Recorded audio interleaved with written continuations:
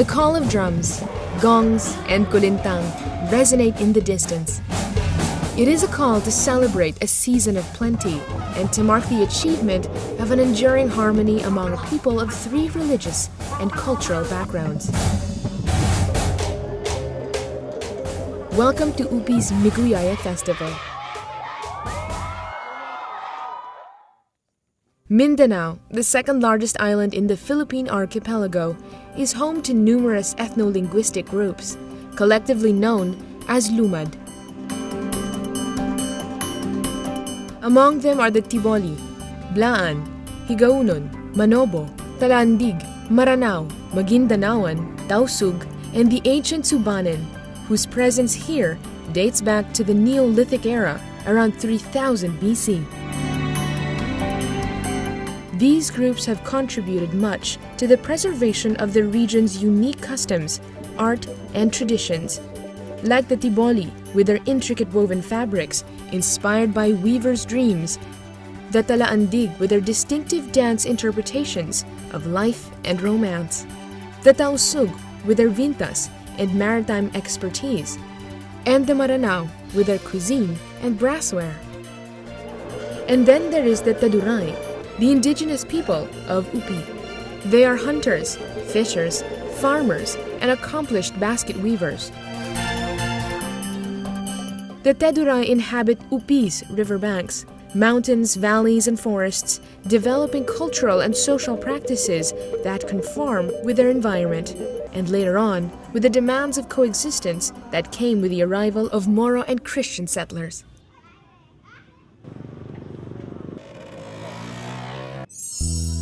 Upi is a town strapped in the southwest corner of Maguindanao province, sharing its southern border with the province of Sultan Kudarat. It derives its name from the ufi tree, which dominates its landscape in early history. Today, ufi trees still thrive and line the town's thoroughfares, welcoming all who come to visit. At an elevation of 452 meters above sea level, Upi enjoys a cool climate, making it the summer capital of Maguindanao.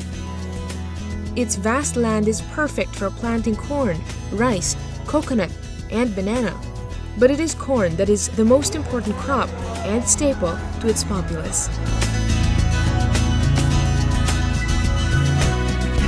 Like everywhere in Mindanao, Upi has its share of exotic attractions awaiting to be explored.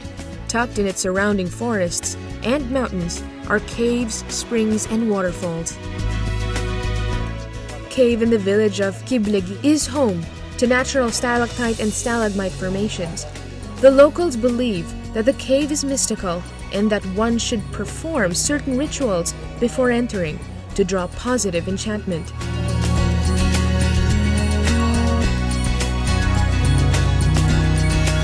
In the southern part of Upi, the falls was recently opened to the public. Towering over squared rock formations, this waterfall is a natural playground for those who would want to swim in its cool water.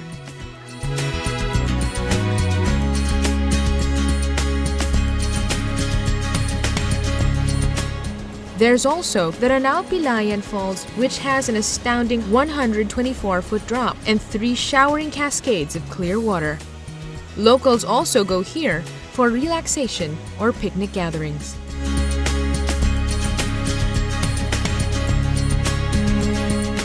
Lakes, especially those that are located on top of a hill, are not commonly found in Maguindanao, but Upi has Basak Singa.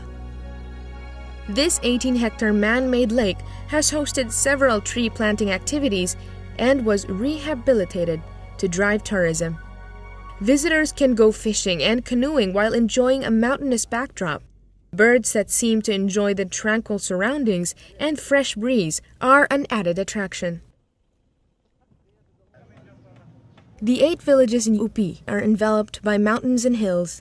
Hilltop resorts can give you a good panoramic view of Upi, including its most famous mountain called Tudok Mamot, which means fragrant mountain.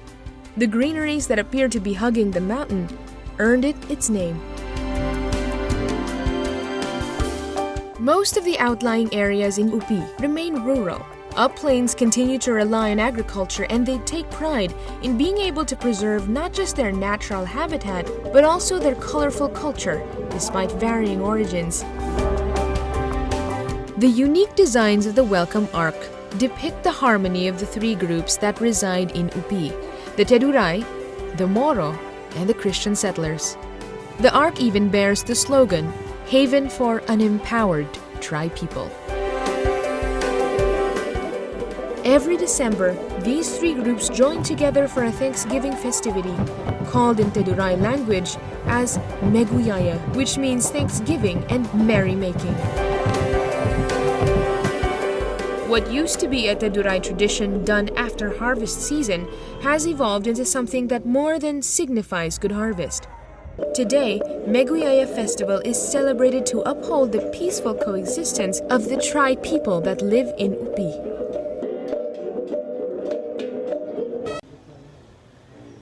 Corn, being the staple crop, plays a major role in the MEGUYAYA Festival. A bountiful harvest is celebrated by lining up corn grilling stations along the stretch of Maharlika Plaza. There is corn for everyone, more than enough to feed the entire municipality. They call this maisana, or corn galore. This feast symbolizes togetherness and abundance.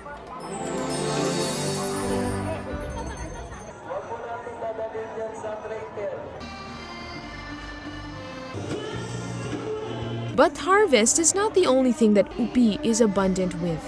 Talent is also plenty. Different villages vie for the best act in the UPian's Got Talent competition. Song numbers from young and old, dance performers from ballroom to modern, and entertaining plays from dramatic to death-defying stunts are staged.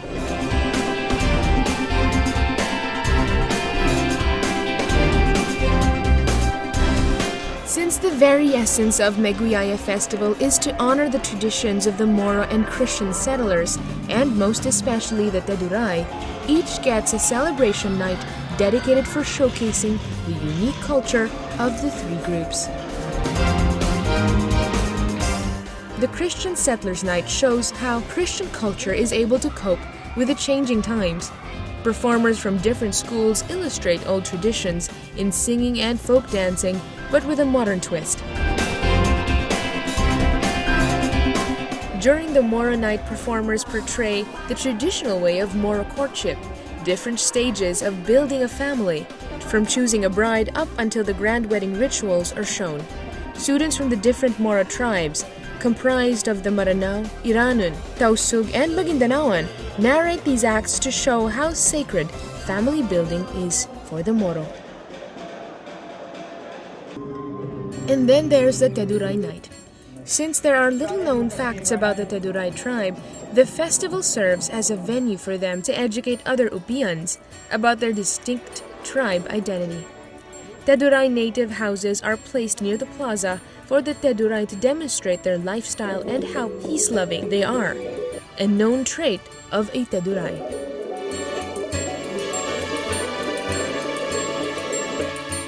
Two traditional practices best represent their culture.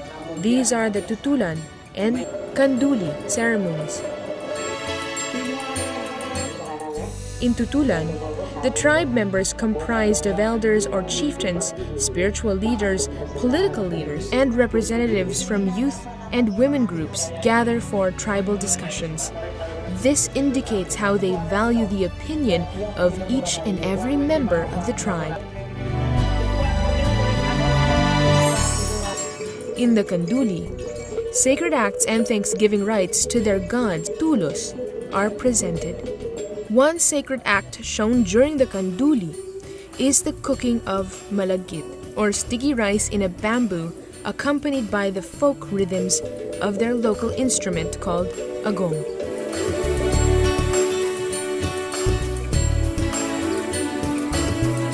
The preparations for the seningabrab olot, or whole chicken cooked in coconut milk with yellow ginger, is also deemed as sacred. Once food is ready, the sound of a gong fills up the worship area to ask for protection against bad spirits. This is followed by blessing of the water to signify purity. Morsels of the offered food are then distributed to the participants as a symbol of their submission, acceptance, and commitment to the tribe.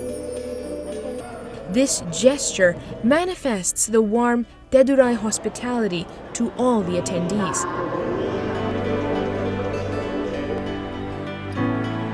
People also get to witness the craftsmanship of the tribe. Finished goods such as native nito baskets, bags, trays, and hats still follow the traditional way of weaving. At a tender age, a Teduray is taught how to craft accessories made from native materials.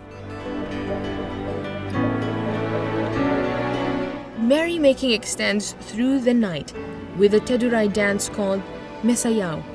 The inviting thump from the agong and kulintang bring people to move along with a rhythmic sound.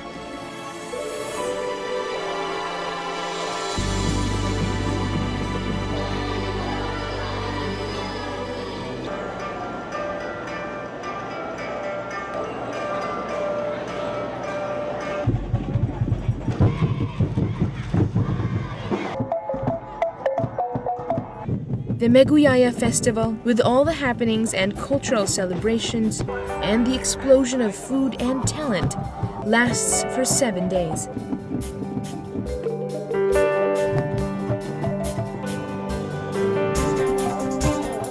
As the loud beats of the festival fade, people continue life with so many things to be thankful for.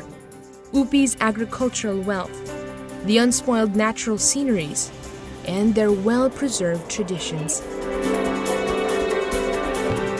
They all remain to live by what MEGUYAYA is all about, an appreciation for peaceful coexistence between Christian settlers, the Moro, and the native Teduray.